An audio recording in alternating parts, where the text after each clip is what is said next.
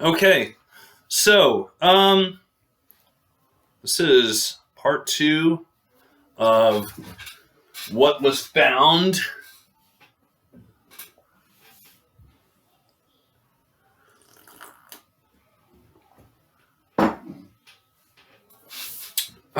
Yesterday we started talking about Columbkill, who, we looked at his story and how he was a student. Well, he was actually a servant, and he was copying out one of his master's books on the sly. And then the master caught him copying it out, and they went to court over it. And then Columbkill had to give back the copy that he had been copying, the copy that he had made to his master, because his master won the court case. As Cahill says, the first copyright case in history, maybe. That's Cahill's take. And then after that, as Columbkill got older, he got together a bunch of men, and he went and attacked his master and got that book back, because he really wanted that book. I'm summarizing everything very quickly here. And the upshot of Columbkill instigating violence and stuff was that he got kicked out of Ireland. But in the meantime, he also, a very strong-spirited type, but he became a monk. All of this is kind of wrapped up together. And so as he leaves Ireland, on the one hand, he's in exile, and doesn't want to leave Ireland. But on the other hand, amazing things are going to come about because he's forced to leave Ireland, and he is a monk. Okay, but as we're reading, we take a brief break from him and look at page 172, bottom paragraph. We'll come back to Columbkill later. It starts talking about this woman in these new monastic city-states. So the monks are starting Ireland's first cities around the island. And in these new city-states, a woman could reign as Medb had once reigned. And so you've got Medb, the female, the strong female warrior of pre-Christian Ireland, pagan Ireland.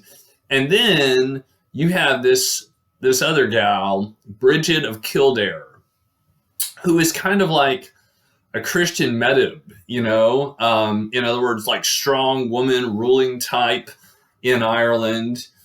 Bottom 172, Bridget of Kildare, a convert of Patrick's, and perhaps the noblewoman he describes as Pulcherima, ruled as high abbess being the leader of a convent, which is a female monastery, right?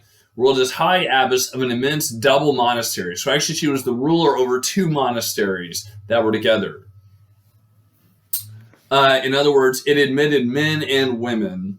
Another irregularity that would have deeply offended Roman Catholic sensibility, because they always believed in having their monks over here in their monastery and their nuns over here in their convent, and Bridget ruled over two monasteries together, which, I guess one had men, one had women. And this would also have offended Roman Catholic sensibility, top of 173, which today imagines rule by a woman over men as a perversion of the natural order.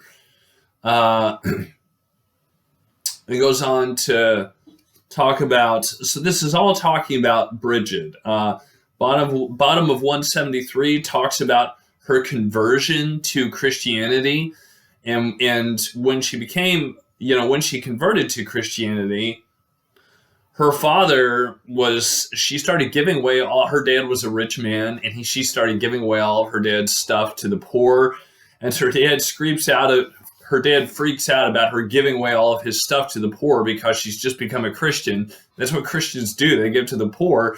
Then her dad is like, what do I do with you? And he says, I'll take you off and get you married to some guy so I can get you out of my hair. And so summing up 173 and 174 here, so he takes her off to get her married. And while he's in the guy's house working out the wedding deal, she's sitting in the wagon, and her father has taken off his sword and left it in the wagon, because I guess when you go in to visit someone you're doing business with, you don't take your weapon with you because it looks unfriendly. And so as a sign of respect, her father leaves his sword in the wagon while he goes in to meet this guy and try and arrange a marriage.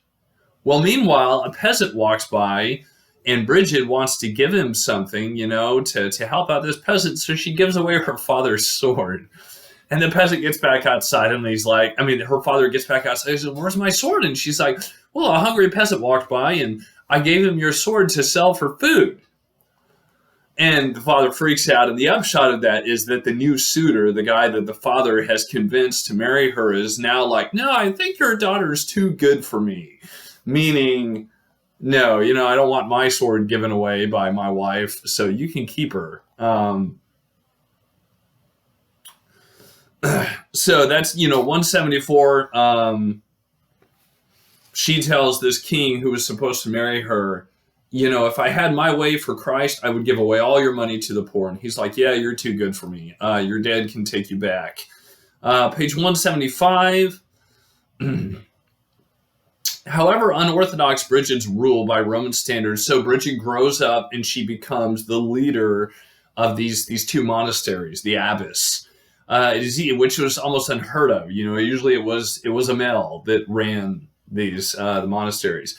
It's easy to see from the tales about her how Christian faith, which was strong enough to deprive a tyrant of his sword, unman a king, and empower the powerless, impressed this warrior society.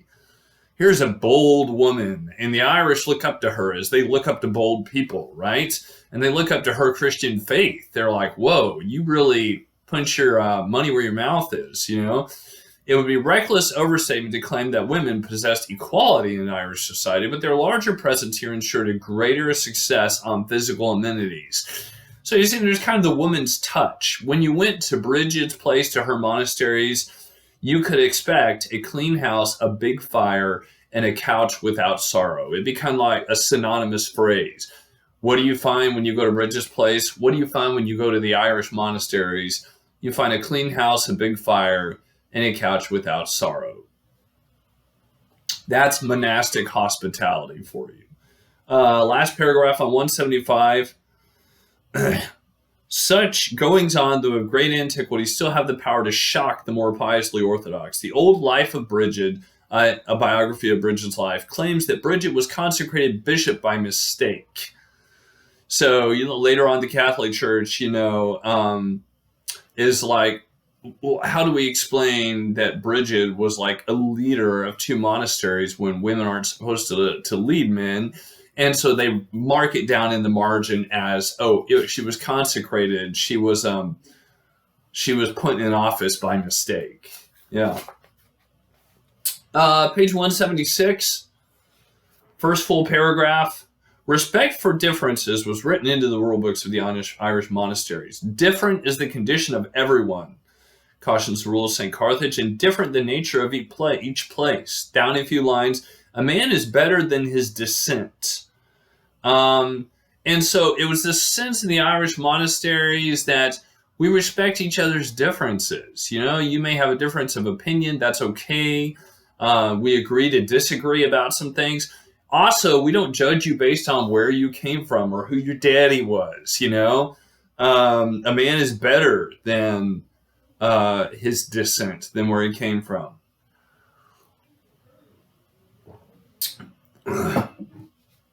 Page 177, down about 6 lines. The Irish innovation was talking about confessions, making confession to a priest, right?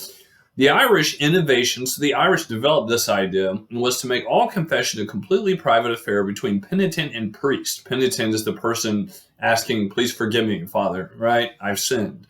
And to make it as repeatable as necessary. In fact, repetition was encouraged on the theory that, everyone pretty much sinned just about all the time. This adaptation did away with public humiliation out of tenderness for the sinner's feelings and softened the unyielding penances of patristic period so the sinner would not lose heart. It also emphasized the Irish sense that personal conscience took precedence over public opinion or church authority. The penitent was not labeled by others, he labeled himself. His sin was no one's business but God's. So the Irish kind of create this concept Like before, it was if you sinned, if you've done wrong, it becomes a public thing. You're brought out in public, everybody sees, everybody knows. The Irish create this concept of going to a confession as this is between you and one other person, you know. And so just making things more private. And yeah, page 177. Second paragraph, third line down. No one could ever pry knowledge gained in confession from such a priest who knew that every confession was sealed forever by God himself. To break that seal was to imperil your own salvation. It was practically the only sin the Irish considered unforgivable. And so, you know, when these confessions happened, you know, this one-on-one connection, the priest was not allowed to tell anybody else about what he heard in the confession. That was considered private between that person and the priest and God, right? It's considered a sin for the priest to gossip about what anybody had been doing, you know, about anybody's sins.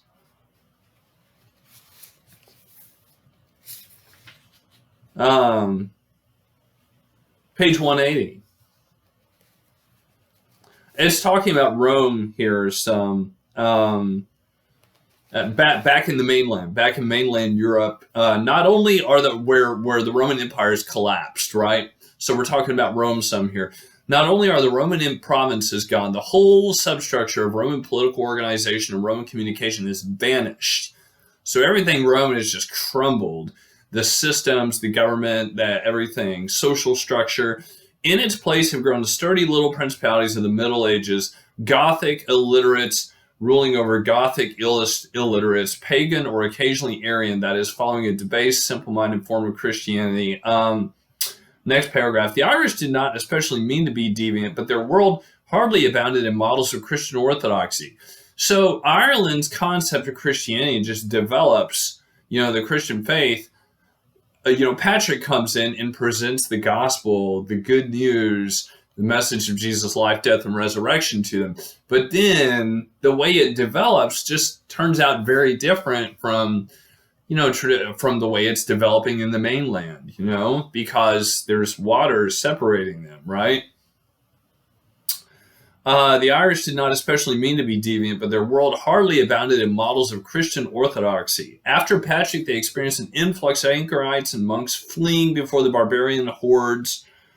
And so the rest of 180 just talks about how different the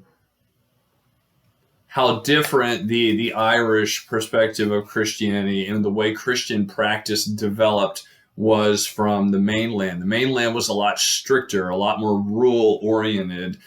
The Irish were a lot more laid back in their approach to things, right? Page 181.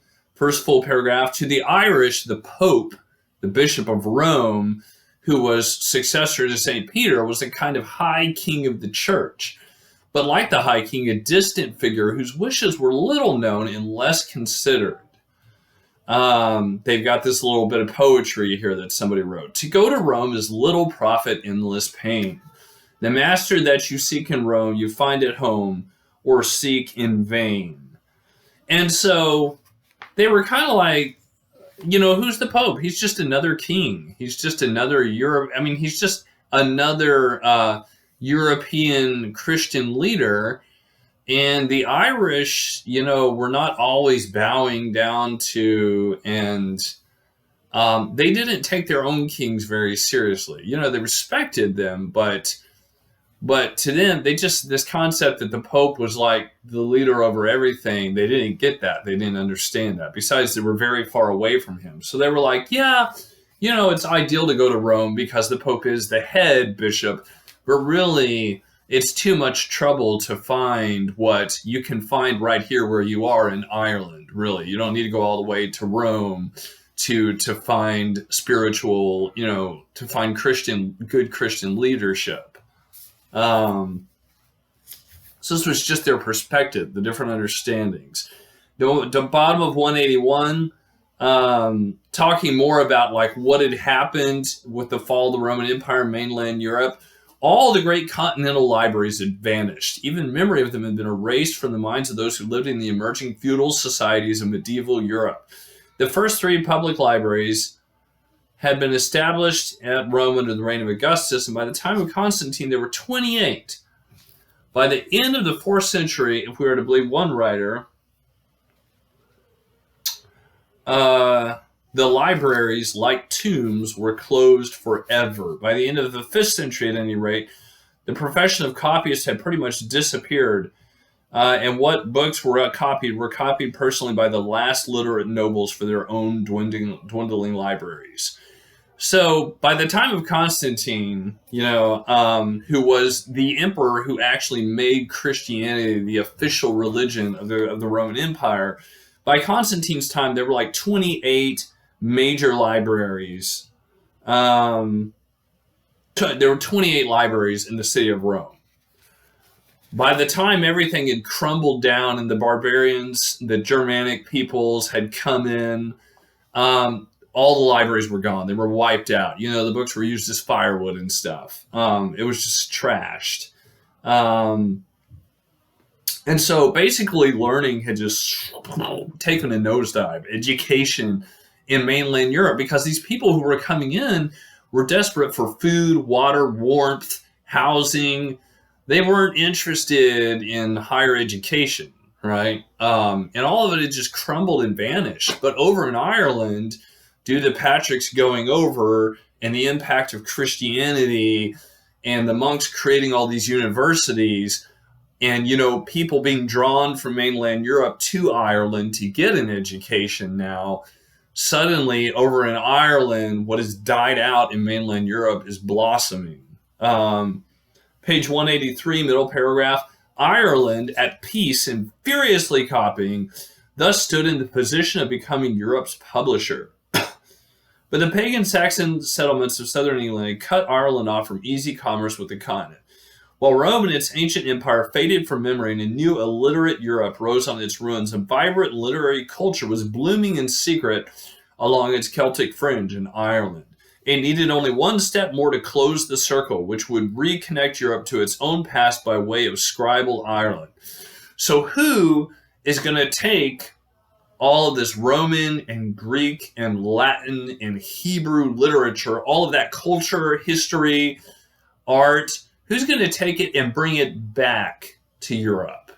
People are traveling to Ireland to learn about it, but who's going to take all that and bring it back to Europe now that things are more settled, less chaotic, and the Germanic peoples who have come in are ready to be educated? Who's going to bring all that back to Ireland? Columkill. Enter Columkill,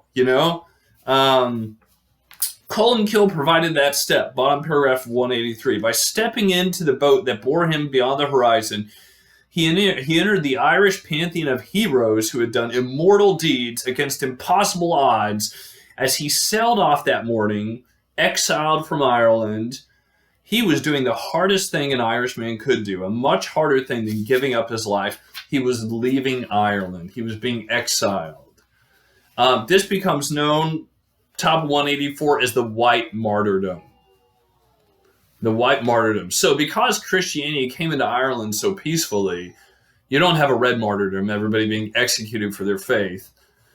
Because the Irish are too social, the green martyrdom fails, everybody just going off and living in caves by themselves. Now you have the white martyrdom, which is the exile. Either voluntary or involuntary, the Irish, and oftentimes suddenly voluntary Irish traveling to mainland Europe to bring the gospel, to bring Western classical culture and history and literature back to mainland Europe. Page 184, first full paragraph. In this way, the Irish monastic tradition with Columkill and the people who followed him began to spread beyond Ireland. Already, the Irish monasteries had hosted many thousands of foreign students who were bringing back Irish learning to their places of origin. Never interested in impressive buildings, Irish monks preferred to spend their time in study, prayer, farming, and, of course, copying. So the basic plan of the Iona Monastery, a new monastery, Iona, that's built in Scotland by Columbkill, was quickly executed. A little hut for each monk, an abbot's hut, somewhat larger and on higher ground, the abbot being the head of the monastery. A refectory, a kitchen, scriptorium, and library, a smithy, a kiln, a mill, and a couple of barns, a modest church, and they were in business. They didn't need big fancy buildings. Soon they found they needed one more building, the surprising addition of a guest house. For the never-ending stream of visitors had begun. Scots, Picts, Irish, Britons, even Anglo-Saxons, attracted by the reputation of the larger-than-life abbot of Iona, Columbkill. Let's go see this guy and listen to him and be taught by him. They began to pour into Scotland, and many of them never went home again. So mainland Europeans are now not just pouring into Ireland, they're pouring into Scotland, where Columbkill has gone and set up this monastery, Iona. The indefatigable Columbkill, last paragraph on 184, began to dream of opening new monasteries. By the end of Columbkill's life, by his death in the last days of the 6th century, 185, Columbkill, 60 monasteries, 60 monastic communities have been founded in his name around Scotland. You go down, there's even a legend, bottom of 185, where apparently Columbkill is the first guy to meet the Loch Ness Monster. There you go. The first sighting of the Loch Ness Monster is Columbkill, and Columbkill lifts up his arm and says, "Get out of here," and the Loch Ness Monster swims off. Runs to the lake. Yeah. 186.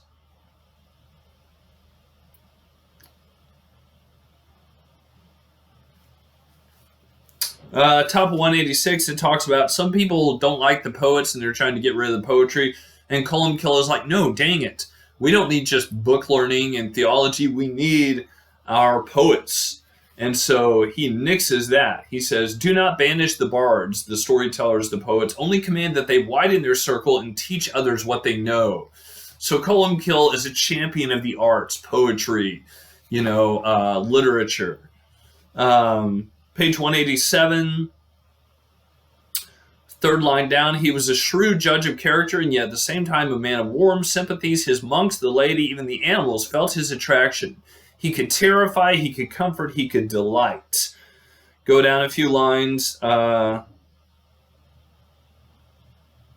of Columbkill's followers, Aidan, goes from what becomes Scotland to northern England. And so what Columbkill does in Scotland, one of his followers, Aidan, goes down and starts establishing these monasteries, these centers of learning and education in northern England. Page 188.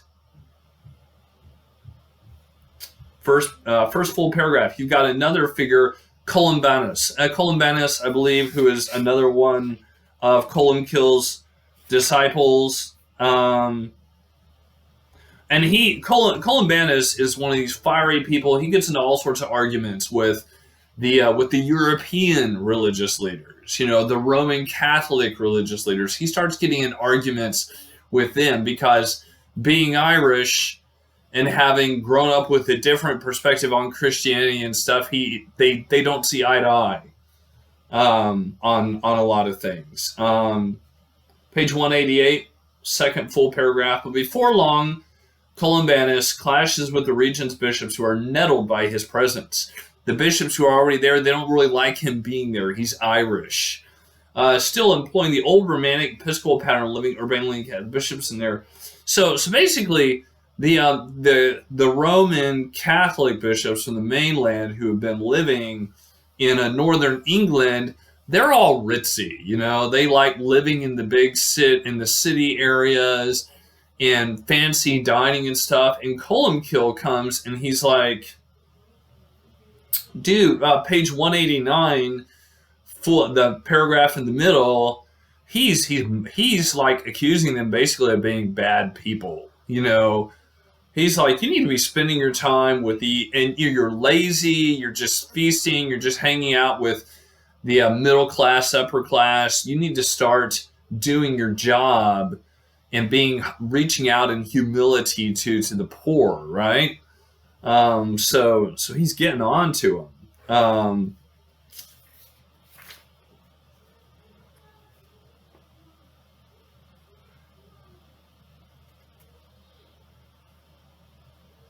Page 191, first paragraph, you've got Columbanus. It talks about he would even write letters in which he would make fun of the popes. He would make funny little jokes about their names and stuff. And he would write letters giving them his advice, on things that they should do or shouldn't do. He made a pun out of one of their names. This guy, Gregory. The pope before him was called Leo the Great, which means the Great Lion. And so after him, Gregory becomes pope. And when Gregory becomes pope, Columbanus writes him a little note saying, well, at least a living dog is better than a dead lion. Meaning now that the great lion before you is dead, you may be a little dog, but being a living dog is better than being a great lion, right? So Columbanus is this, he's just got this Irish funny personality, likes to joke, likes to josh, does not, he respects authority, but he doesn't take it so seriously, it's more a lighthearted, friendly, joking, jabbing perspective, so he's making fun of the popes and their names and writing them letters of advice, and they're thinking like, who is this guy, right? He's from Ireland. 191, second full paragraph. Oh, well, yeah, it's just a second full paragraph just talks about what I was just talking about.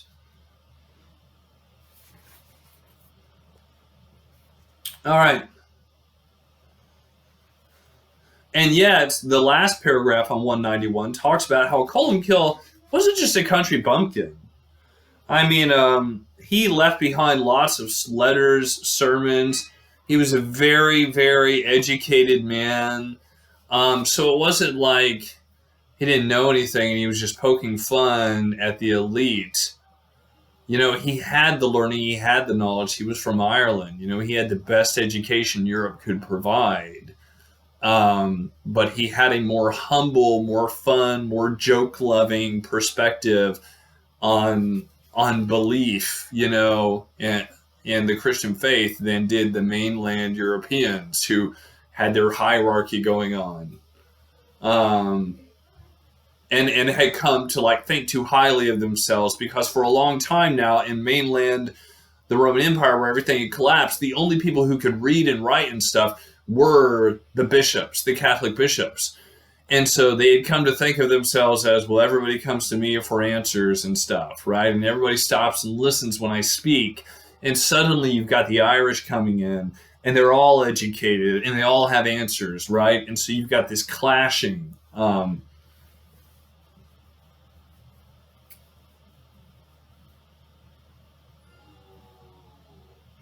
Page 193, end of that first paragraph.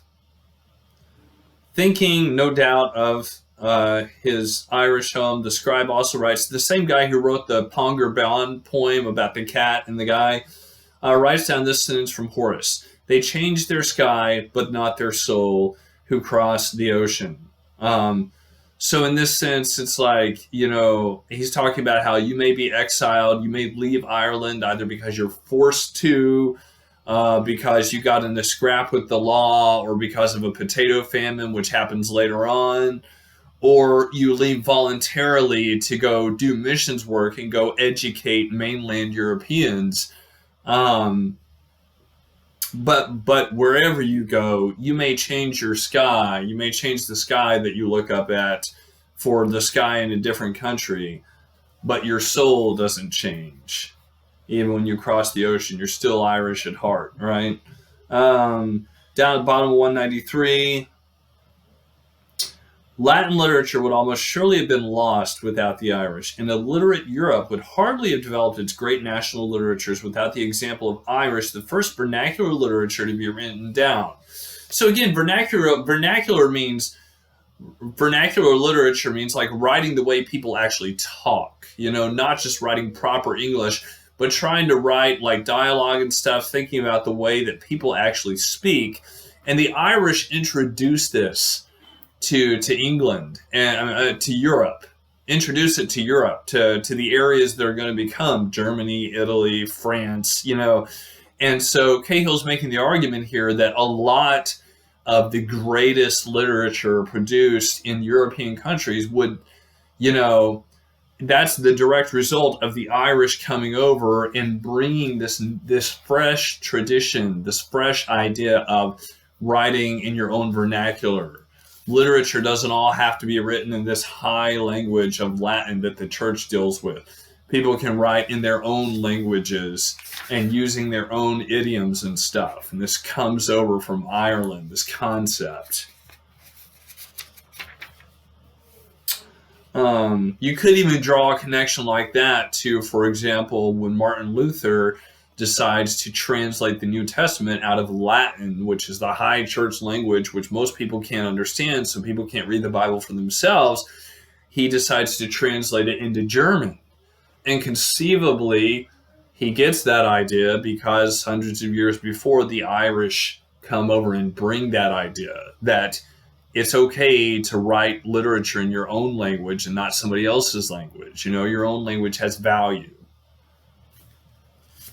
194, the Irish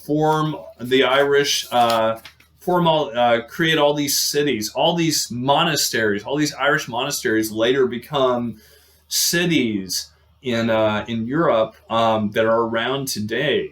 One of the most famous being Vienna. There's a whole list on 194, but Vienna was an Irish monastery. It was founded by the Irish. Page 195.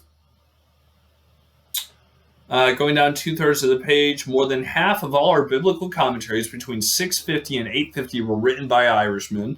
So for 200 years, more than half of all the commentaries on the Bible that were written by Irishmen. Somebody at this time makes a joke, bottom 195. He said, almost all of Ireland, despising the sea, is migrating to our shores with a herd of philosophers.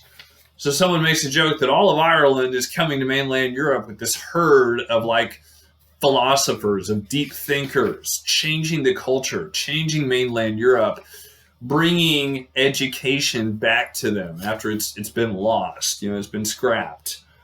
195. By this point, the transmission of European civilization was assured. Wherever they went, the Irish brought with them their books, many of these books unseen in Europe for centuries, and tied to their waists, these books tied to their waists as signs of triumph, just as Irish heroes had once tied to their waists their enemies' heads. And so now, again, due to Patrick and his bringing the gospel to Ireland and just the amazing impact, and then that developing into all these universities, you've got in a culture where used to, people carried the heads of their enemies around tied to their waists, as their greatest treasure, their trophies. Now the Irish are spreading throughout mainland Europe, and what do they have tied around their waists? They have textbooks. They're bringing learning to the world. Last line of 196, and that is how the Irish saved civilization. Again, Cahill knows we're not talking about all of civilization. Obviously, India, many countries in Africa, the Middle Eastern countries, they all had their own civilizations and contributed stuff. So, and Cahill knows that. But we're talking Western civilization here and how it was almost lost. Greek, Roman, Hebrew, Latin, all that stuff. And here the Irish preserve it through Patrick's mission and now it's coming back to mainland Europe, and it's not lost. It has been lost, but it's found now. All right.